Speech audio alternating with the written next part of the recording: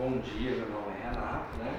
E eu estou aqui como requisito da última atividade do Par4, lá do seminário 2, que é a apresentação do pôster, e apresentando o último pôster, então o segundo e último pôster sobre as matérias PIPs, que significam Práticas Integradas às Práticas Educativas, né?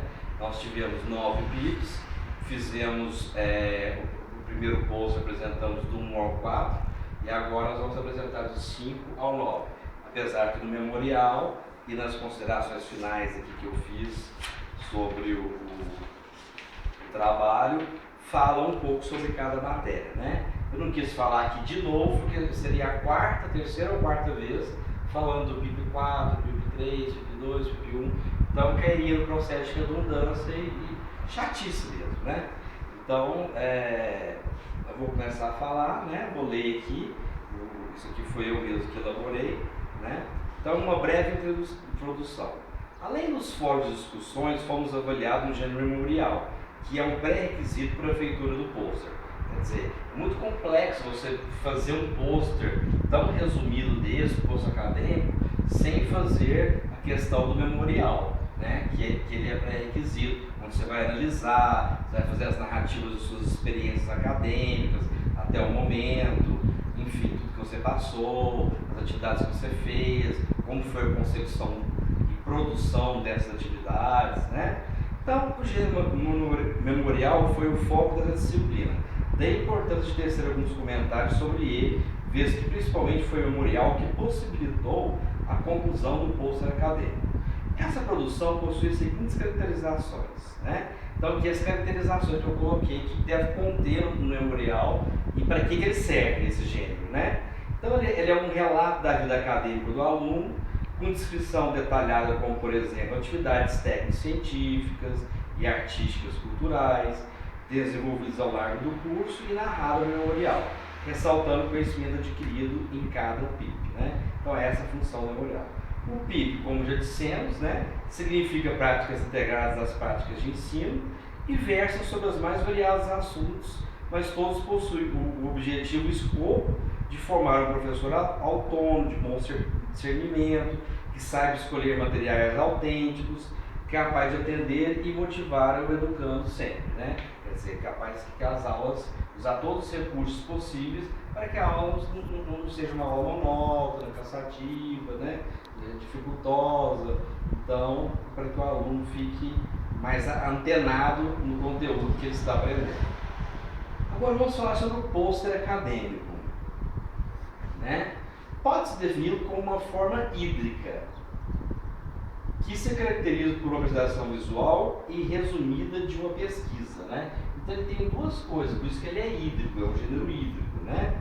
Então, desde o seminário 1 já sabemos como produzir um pôster científico.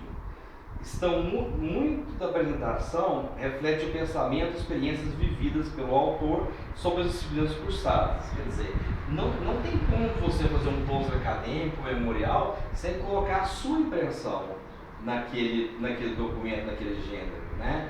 Porque se você não coloca a sua impressão, deixa de ser, isso descaracteriza o pôster acadêmico, descaracteriza o memorial. Então é a sua opinião, o seu sentimento, o seu feeling em relação à disciplina cursada, que às vezes vai ser diferente para outro colega, que identifica mais e melhor com aquele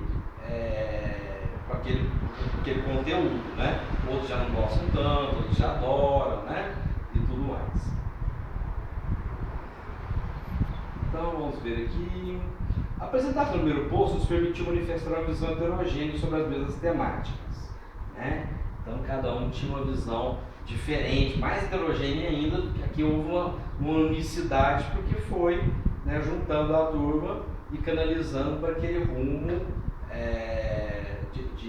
de concepção da aprendizagem significativa mesmo, né? Então a análise dos outros posters foi uma forma interessante de interação, vez que tivemos a oportunidade de analisar forma, estrutura e conteúdo, devendo esse gênero híbrido ter sempre um conteúdo relacionado com a metodologia do trabalho apresentado, que deve ser sempre um trabalho científico, né? Então, isso aqui a gente está falando sobre a questão do outro pôster e da atividade que nós tivemos de analisar os outros postos, porque a gente teve a oportunidade de ver um pouco sobre a visão de cada colega de sala sobre as disciplinas PIP, né? Sobre os PIPs. Bom, a introdução. Mas a gente trabalha para apresentar resultados de discussão sobre a relevância dos PIPs 5 a 9, já que isso do 1 ao 4 já foi feito, como afirmado anteriormente, no PIP do 1 ao 4, né? Então ficar querendo redundância, apesar que no memorial está analisado novamente os PIPs 1 a 4, já está postado e corrigido, né? Então vamos aqui ao objetivo de cada PIP. Mas eu queria começar com o PIP 1, com o primeiro PIP, né? Então, essa disciplina foi composta e expôs conteúdo sobre vários conceitos, né? Do que é língua, linguagem, linguística. Tais conceitos abriram caminho para discussões mais aprofundadas para as outras disciplinas e ainda é a base para as outras práticas integradas educativas, os PIPs. Seus objetivos primordiais podem ser divididos da seguinte forma: conceituar língua, linguagem e linguística, apresentar os estudos linguísticos pré-saussurianos, apresentar os principais pressupostos teóricos do estruturalismo, que era uma corrente que se propõe a explorar as inter-relações ou estrutura através dos quais o significado é produzido dentro de uma cultura. O principal teórico é o Fernandes Saussure, né? Apresentar os principais pressupostos teóricos do gerativismo, ou teoria gerativa, que é a tentativa de formalização dos fatos linguísticos. Isso facilitaria o aprendizado do idioma, e foi criado por Noam Chomsky, né, que está vivo até hoje, e ele é até interessante, deu uma entrevista, né, na época dos protestos, estavam tendo mais protestos em massa contra o governo, e ele disse que apoiava os protestos, que tinha que reclamar assim, que a nação merecia um país melhor, né? O Chomsky. Então, nessa teoria gerativa, ou gerativismo, é apresentar os pressupostos teóricos do funcionalismo da corrente linguística, que em disposição ao estruturalismo e ao gerativismo, se preocupa em estudar a relação entre a estrutura gramatical das línguas e os diferentes contextos comunicativos em que elas são usadas. Apresentar o campo das teorias da enunciação, seus principais autores e os fundamentos epistemológicos.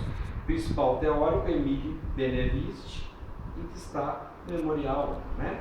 Então, no PIP 2, essa disciplina eu coloquei bem conciso a partir de agora para não ficar redundante, né?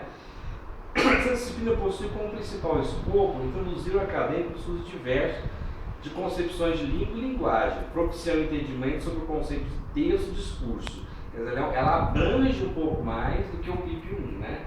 O outro propiciava o estudo de língua, linguagem e linguística. Aqui a gente já estava vendo outros assuntos, como a concepção da língua e da linguagem, né? E secando o texto, o discurso, né? De gênero sobre os fatores responsáveis pela construção dos sentidos dos textos, né?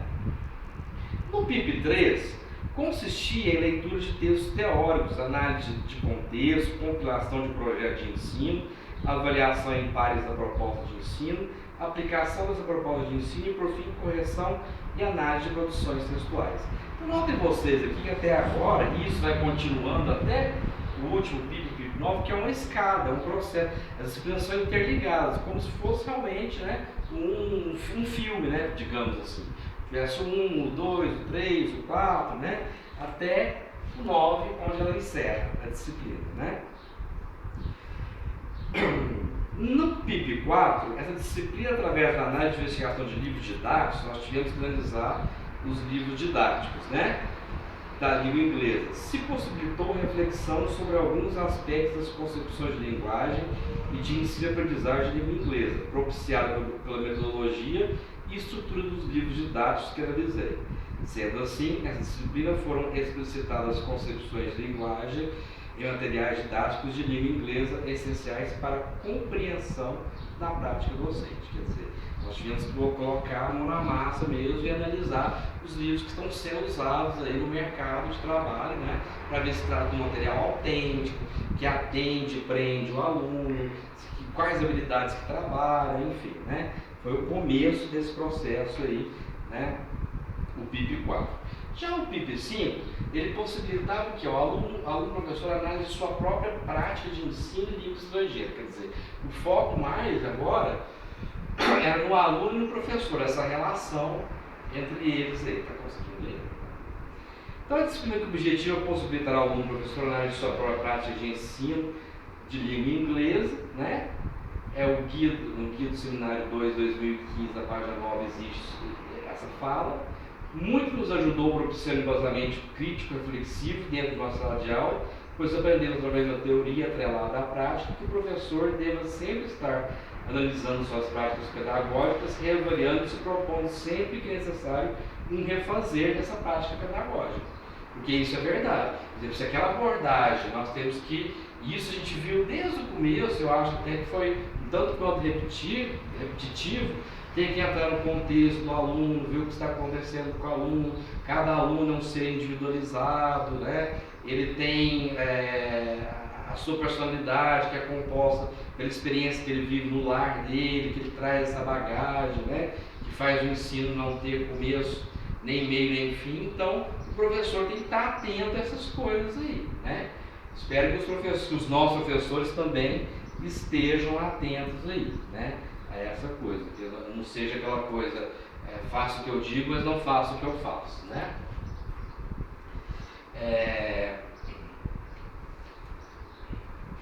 Vamos ver aqui a outra disciplina, né? Então, tal autocrítica resultou no BIP 5 ainda. Resultou uma reflexão sobre a realidade de ensino de inglês no Brasil e a formação de professores de inglês, como também nos encaminhou para uma sequência de análise de materiais didáticos de grande relevância, que nós comentamos agora. Essa disciplina fez com que questionássemos o material didático, sobretudo o livro didático, pois quando a educação é feita unicamente baseada em culturas de aprender, a formação se dá de maneira insatisfatória e, ao nosso ver, o uso do livro didático no ensino de línguas estrangeiras é uma das práticas que mais merecem ser analisadas, pois pode não só limitar o professor, como o ensino propriamente dito, né? Quer dizer, se um livro é inadequado para aquela turma, o que vai acontecer? O professor, às vezes, não pode ficar amarrado naquele livro, ele precisa trazer outros materiais complementares, diversificação de aula, trazer, por exemplo, instrumentos como música, dinâmicas, jogos, conversações em pares, enfim, toda a metodologia que a gente deve utilizar para que uma aula se configure uma boa aula, né? Não seja uma coisa mal feita, 50 minutos aí perdidos, né?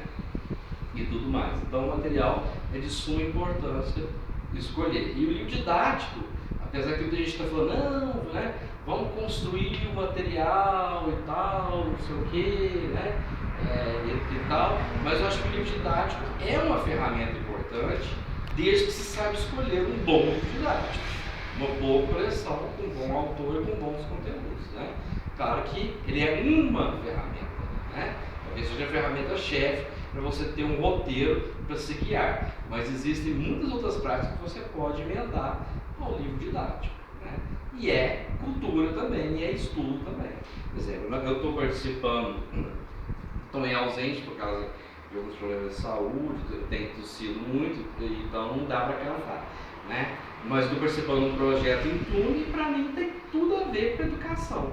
Educação de postura, educação de voz, interação com os colegas, né? Então, com os professores, é um momento de relaxamento, a gente aprende vocabulário, pronúncia das letras, então é um ensino, é uma forma de ensinar. Para mim, a mesma coisa está indo para uma aula de quadros teórica. Para mim, eu falo até que quando eu saio, eu estou indo para a aula, tal, né? Porque é uma aula. O BIP 7, pessoal. Não, BIP 6, desculpa.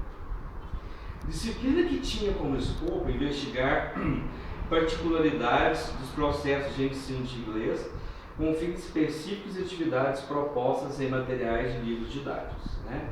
Então essa é a característica principal aqui, né, do BIP 6, né? Investigar como se daria esse processo no livro didático. E aí, Marcos, fala um pouco.